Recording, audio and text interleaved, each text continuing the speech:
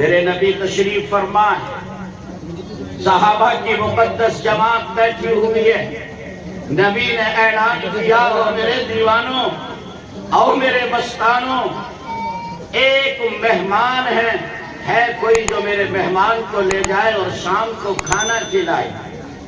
ایک صحابی کھڑے ہوتے ہیں، کہتے خدا کے پیغمبر یہ مہمان مجھے دے دیجئے، میں اس کو لے جانا چاہتا ہوں۔ میرے نبی نے فرمایا ٹھیک ہے، آج یہ تمہارا مہمان ہے، آپ اس کی ضیافت کیجئے۔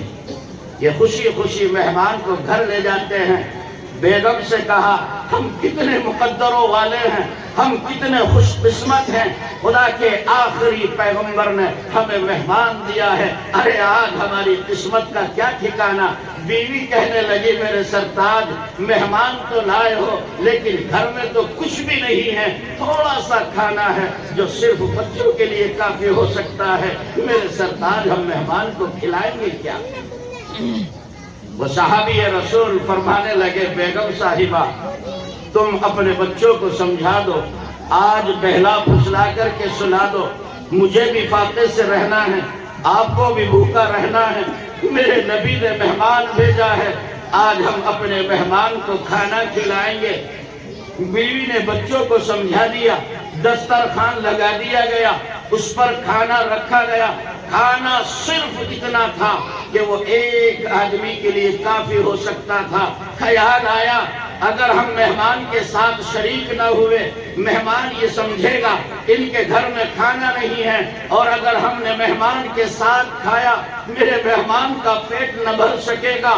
قربان جاؤ اس صحابی رسول پر، وہ کہنے لگے بیگم صاحبہ جب ہمارا مہمان کھانا شروع کرے ذرا سا تم اٹھ کر چراغ کو درست کرنے کے بہانے چراغ کو گل کر دینا، بجھا دینا، اندھیرا ہو جائے گا، ہمارے مہمان کو پتہ نہ چل سکے گا، ہم مہمان کے ساتھ بیٹھے رہیں گے اور مہمان کھانا کھا لے گا، میرے مہمان کا پیٹ بھر جائے گا۔ پہنچاؤ دنیا والوں کو یہ آخری پیغمبر کے غلام وہ ہوا کرتے ہیں، نبی نے لوگوں کے درمیان وہ محبت اور اخوت اور ہمدردی پیدا کی ہے جو چراغ گل کر کے اپنے مہمان کو کھانا کھلاتے ہیں اور خود بھوکے اور فاقے سے رہتے ہیں۔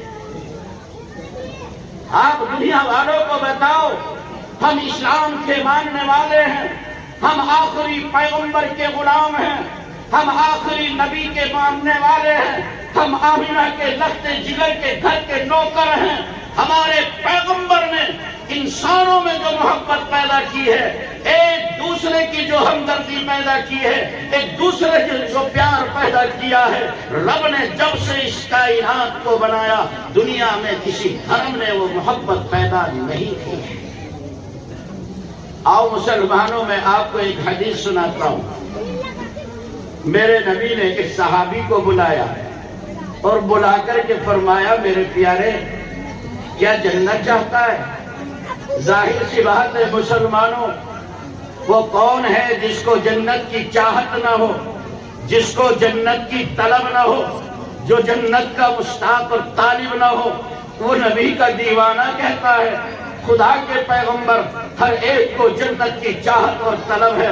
ہاں میرے پیغمبر میں جنت تو چاہتا ہوں، یہ منڈاور کے لوگ اس وقت اتنی تعداد میں بیٹھے ہیں، سبھی کو جنت کی چاہت اور طلب ہے۔ کہنے لگے ہاں میرے نبی میں جنت چاہتا ہوں۔ میرے بھائیوں جب پیغمبر کسی سے معلوم کرے کیا تم جنت چاہتے ہو، سننے والا یہی سمجھے گا میرے پیغمبر نے یوں فرمایا ہوگا آج سے تمہیں چلے 4 مہینے لگانے ہیں، آج سے تمہیں تہجد پڑھنا ہے، اشراق و اوابین کی پابندی کرنی ہے، آج سے تمہیں اتنے پارے پڑھنے ہیں، راتوں کو اتنی تسبیح پڑھنی ہے۔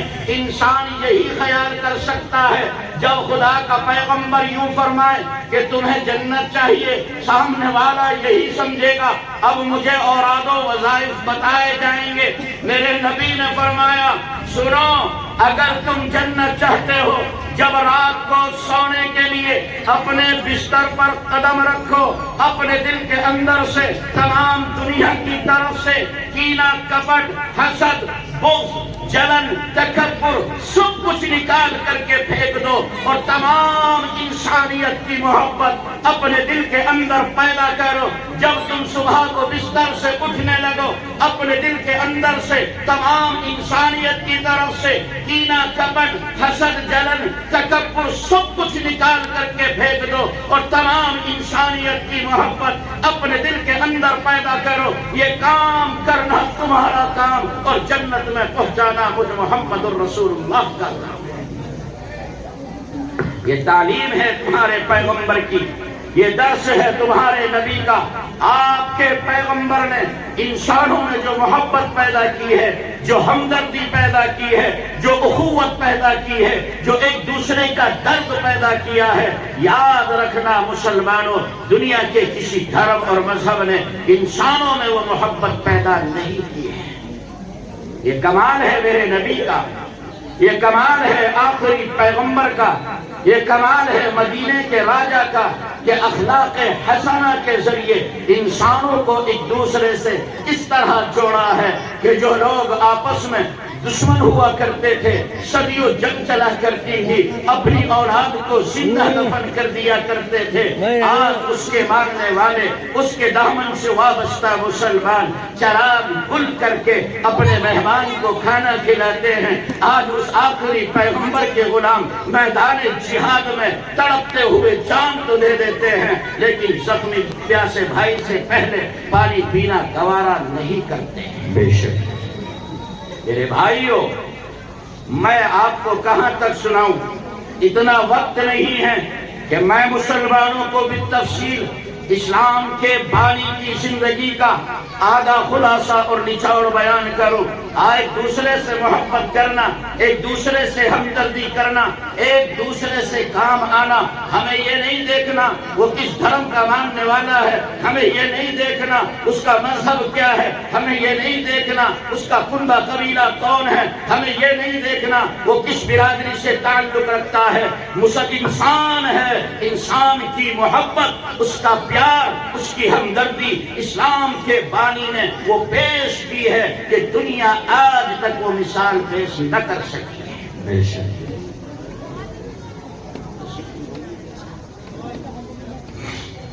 تو میرے بھائیوں، میں آپ سے عرض کر رہا ہوں کہ اسلام کے بانی نے جو محبت پیدا کی ہے وہ دنیا کے کسی اور نے پیدا نہیں کی ہے۔ ایک حدیث سنا کر کے آپ کو ایک بات ختم کرتا ہوں، اور علماء یہاں موجود ہیں، میں تو آپ کے گھر کا ہوں، قریب کا، کرت پور کا، کبھی بھی بلا سکتے ہیں۔ ایک روایت بیان کر کے بات ختم کرتا ہوں۔ ایک موقع پر میرے پیغمبر نے یوں فرمایا، ایک صحابی آئے اور آ کر کے انہوں نے شکایت کی، میرے نبی میرا دل سخت ہو چکا ہے۔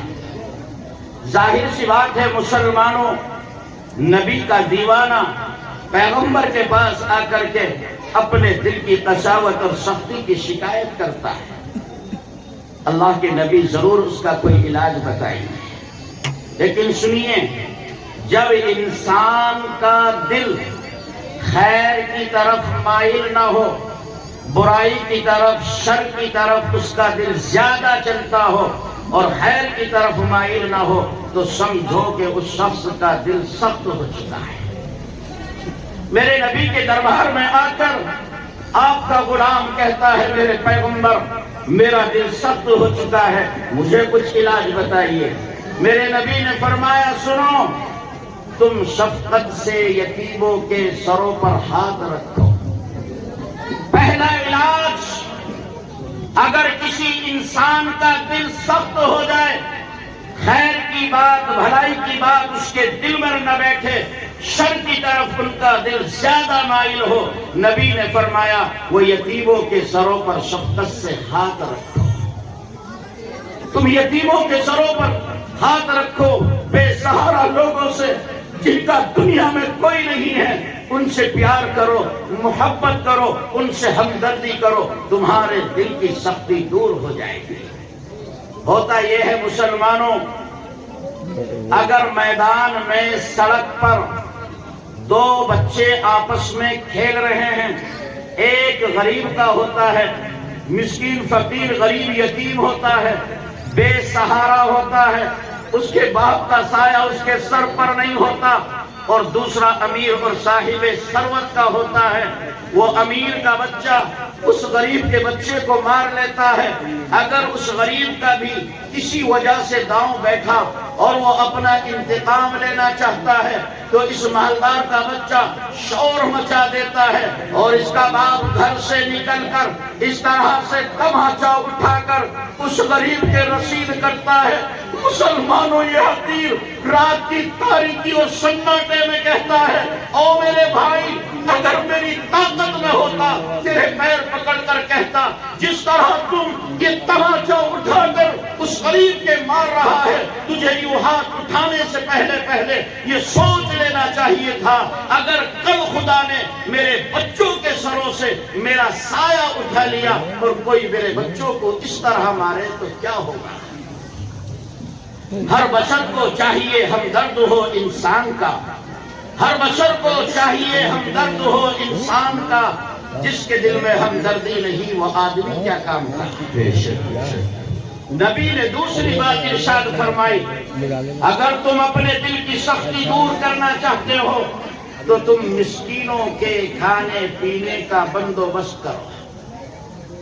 جو لوگ بے سہارا ہیں، جن کا باپ نہیں، جو غریب اور مفلس ہیں، جو اپنی تعلیم کا خرچ برداشت نہیں کر سکتے، جس طرح آپ اپنے بچوں کا خرچ اٹھاتے ہیں، جس طرح آپ اپنے بچوں کی تعلیم کا انتظام کرتے ہیں، جس طرح آپ اپنے بچوں کی تربیت کا انتظام کرتے ہیں، جس طرح آپ اپنے بچوں کے بستے کا بیگ کا انتظام کرتے ہیں، جو لوگ مفلس ہیں، مسکین ہیں، آپ ان کی تعلیم و تربیت کا انتظام کرو۔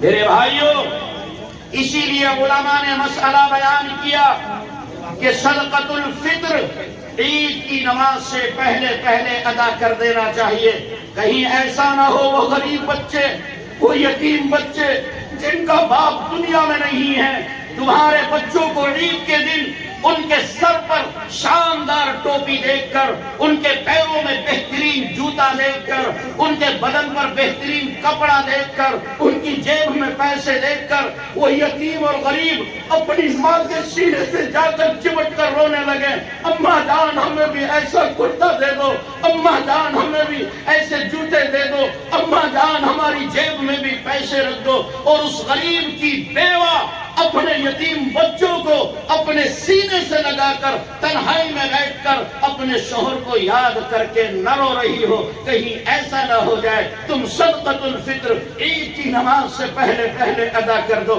تاکہ وہ غریب بھی تمہاری خوشیوں میں شامل ہو جائے۔ میرے بھائیوں، میں نے آپ کو ایک اشارہ کیا، اگر آپ اپنے دل کی سختی دور کرنا چاہتے ہیں، آپ کسی مسکین کی، غریب کی، ضرورت مند کی کفالت کیجیے۔ ہوتا یہ ہے کسی کو ضرورت ہے، ہم نے کھانا بھیج دیا، 2-4 روپے دے دیے، نہیں، نبی کی سنت یہ ہے کہ آپ کسی کے بچے کو پورے طور پر اپنی پرورش میں لو، اس کا کھانا خرچ، جیب کا خرچ، اس کی پڑھائی اور تعلیم کا خرچ ہم برداشت کریں گے، یہ نبی کا طریقہ ہے۔ ایک موقع پر میرے پیغمبر نے حضرت عباس سے فرمایا تھا، عباس، او میرے چچا، آپ جانتے ہیں ہمارے چچا ابو طالب قلیل المال ہیں، کثیر العیال ہیں، مال کم ہیں، بچے زیادہ ہیں، ان کا کوئی بچہ آپ لے لو، اس کی پوری ذمہ داری آپ اٹھاؤ، اور خدیجہ کے مال سے اللہ نے مجھے بھی بے نیاز کر دیا ہے، ایک بچہ میں لے لیتا ہوں اپنے چچا کا۔ چنانچہ آپ نے حضرت علی کو لیا اور ان کا مکمل خرچ برداشت کیا۔ یہ نبی کی سنت ہے، عمل کریں گے انشاءاللہ۔ اگر کوئی غریب ہے، مسکین ہے، بے سہارا ہے، محتاج ہے، آپ اس کا پورا خرچ برداشت کیجیے اور یہ کہیے اس کو ہم پڑھائیں گے، اس کی تعلیم کا، تربیت کا سارا نظم ہم کریں گے انشاءاللہ۔ یہ میرے پیغمبر کی سنت ہے۔ آج آپ کے مدرسے میں 5 حافظ ہوئے ہیں اور ایک بچی حافظہ ہوئی ہے۔ میرے دوستو، اگر مجمع کی حیا نہ ہوتی، میں قاری اویس کی پیشانی کو بوسہ دیتا۔ یہ بہت بڑا کارنامہ ہے ان کا کہ انہوں نے آپ کو مختصر وقت میں 5 حافظ دے دیے۔ اس مدرسے کا بڑا کارنامہ۔ میرے بھائی، اگر آپ خود حافظ نہیں ہو سکتے، اپنے بچوں کو نہیں بنا سکتے، میں بہت احترام کے ساتھ کہہ رہا ہوں، آپ کسی حافظ کا خرچ اٹھا لیجئے، کل قیامت کے دن اللہ آپ کو وہی اجر و انعام دے گا جو حافظ کے والدین کو دیتا ہے۔ میں دیکھنا چاہتا ہوں اس بھرے مجمع میں ہے کوئی خدا کا شیر جو ایک حافظ کا خرچ اٹھائے اور یہ کہے کہ 30,000 روپے ایک حافظ کا خرچ انشاءاللہ ہم اپنے اس مدرسے کو دیں گے۔ ہے کوئی خدا کا شیر، اللہ کا ولی جس کو رب نے دیا ہو؟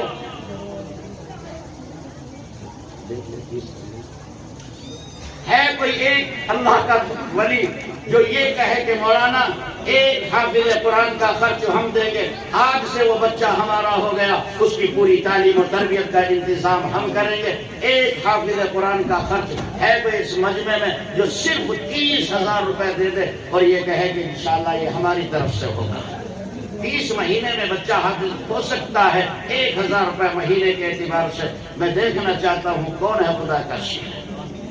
ابھی کچھ دن ہوئے صاحب میرے پاس آئے، کہنے لگے حضرت ہمارے ابو کا انتقال ہو گیا۔ میں جانتا تھا ان کو، بہت احساس کیا، والد نے بہت کچھ چھوڑا ہے، ہم کچھ نہ کر سکے، میں یہ چاہتا ہوں کہ میرے ابو کی طرف سے ایک حافظ تیار ہو جائے، اس کا خرچ بتائیے۔ میرے بھائیوں، اپنی طرف سے، اپنے مرحومین والدین کی طرف سے ہے کوئی خدا کا شیر جو اس بڑے مجمع میں ہمت کرے اور یہ کہہ دے؟